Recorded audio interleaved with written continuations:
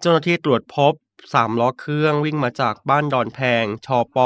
จึงซุ่มเฝ้าสังเกตการณ์ตรวจพบราษฎรจำนวน3คนกำลังช่วยกันแบกไม้พยุงท่อนกลมลงจากรถ3ล้อเครื่องเพื่อนำไปส่งยังเรือกีบที่จอดรออยู่เจ้าหน้าที่ชุดปฏิบัติการจึงแสดงตัวเพื่อขอตรวจค้น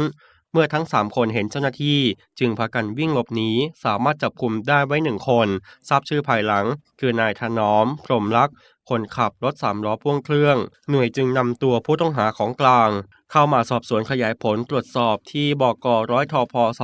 2110บ้านปากห้วยม่วงตำบลนาเข